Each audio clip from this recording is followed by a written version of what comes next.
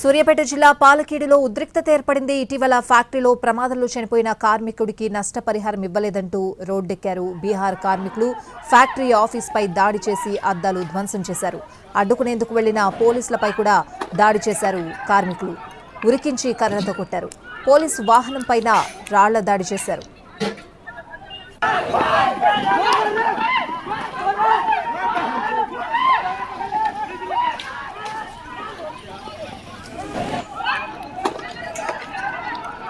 సూర్యాపేట జిల్లా పాలకేడులో ఉద్రిక్తత ఏర్పడింది. ఇటీవల ఫ్యాక్టరీలో ప్రమాదంలో చనిపోయిన కార్మికుడికి నష్టపరిహారం ఇవ్వలేదంటూ రోడ్డెక్కారు బీహార్ కార్మికులు. ఫ్యాక్టరీ ఆఫీస్పై దాడి చేసి అద్దాలు ధ్వంసం చేశారు. అడ్డుకునేందుకు వెళ్లిన పోలీసులపై కూడా దాడి చేశారు కార్మికులు. ఉరికించి కర్రలతో కొట్టారు. పోలీసు వాహనంపై కూడా రాళ్ల దాడి చేశారు.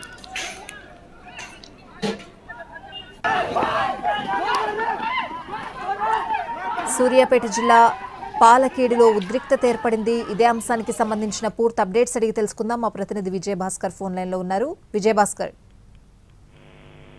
పాలకేడు సమీపంలోని డక్కన్ సిమెంట్ ఫ్యాక్టరీలో ఒక్కసారిగా ఉద్రిక్తత చోటు చేసుకుంది. నిన్న ఒక కార్మికుడు గుండెపోటుతో మరణించాడు. అయితే నిన్న వర్కింగ్ డే కాకపోవడంతో అతనికి సంబంధించిన పరిహారం చెల్లింపు విషయం ఆలస్యమైంది. మరొక వైపు నిన్న అతను విధుల్లో లేని సమయంలో గుండెపోటుతో మరణించారు కాబట్టి దీనికి సంబంధించి ఎవరైతే కాంట్రాక్టర్ ఉంటాడో ఆ కాంట్రాక్టర్ దీనిపై స్పందించలేదు. ఈ రోజు వర్కింగ్ డే కావడంతో ఇక్కడికి కాంట్రాక్టర్ కి సంబంధించిన చాలా మంది, వర్కర్ కి సంబంధించిన చాలా మంది అక్కడికి రావడం యాజమాన్యంతో గొడవకు దిగింది. అయితే ఈ సిమెంట్ ఫ్యాక్టరీ వర్కర్స్ అంతా కూడా కాంట్రాక్టర్ మాత్రమే తీసుకొస్తాడు. అతను మాత్రమే పని చేయించి తీసుకెళ్లే బాధ్యత పూర్తిగా ఓ కాంట్రాక్టర్ కు మాత్రమే ఉంటుంది. కాబట్టి మేనేజ్మెంట్ పూర్తిగా తమకు ఆ వ్యక్తి కార్మికులు చనిపోవడానికి మాకు ఎలాంటి సంబంధం లేదు, మీరు ఉంటే మిమ్మల్ని తీసుకొచ్చిన కాంట్రాక్టర్ ని మాట్లాడుకోవాలని స్పష్టం చేయడంతో కార్మికులు ఆగ్రహం వ్యక్తం చేశారు.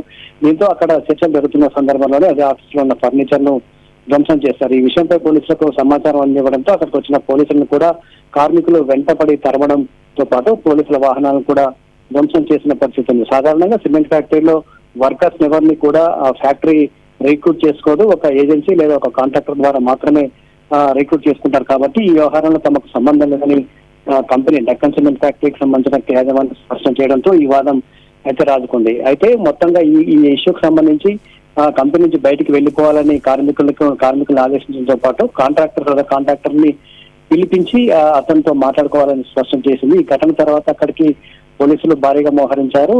ఎవరైతే ఆందోళనకు పాల్పడ్డారో, గొడవకు ఘర్షణకు దిగారో వారందరినీ కూడా పోలీసులు అదుపులోకి తీసుకునే ప్రయత్నం అయితే చేస్తా ఉన్నారు. మరొక వైపు ఇది సంబంధించి ఈ వ్యవహారంలో పూర్తిగా తమకేమీ సంబంధం లేదని ఇప్పటికే ఫ్యాక్టరీ స్పష్టం చేసింది. కాంట్రాక్టర్ ని మాత్రమే అతనితో మాట్లాడాలని చెప్పిన నేపథ్యంలో పోలీసులు ఇటు కంపెనీ కావచ్చు కాంట్రాక్టర్ కి సంబంధించి మధ్యవర్తిత్వం వహించి వారితో మాట్లాడే ప్రయత్నం అయితే చేస్తారు. ప్రస్తుతం ఫ్యాక్టరీ వద్ద మాత్రం పరిస్థితి అదుపులోనే ఉంది. అతని డెడ్ బాడీ కూడా ఇంకా తరలించలేదు, ఇక్కడే ఉంది. అంటే చనిపోయిన కార్మికుడు విధి నిర్వహణలో లేడు. ఒకవేళ విధి నిర్వహణలో ఉంటే కనుక కంపెనీ అతనికి ఆ ఘటనకు బాధ్యత వహించి అతనికి పరిహారం అందించేదని ఫ్యాక్టరీ చెప్తున్న పరిస్థితి. మరొక వైపు కార్మికులు మాత్రం ఈ ఘటనపై ఆగ్రహంగా ఉన్నారు. బీహార్ చెందిన కార్మికుడికి న్యాయం చేయాల్సిందే, న్యాయం చేయకపోతే ఖచ్చితంగా చర్యలు తీసుకుంటాం, ఖచ్చితంగా తమ ప్రతిఘటిస్తామని చెప్తున్న పరిస్థితి ఉంది. Right Vijayabhaskar, thanks for the updates.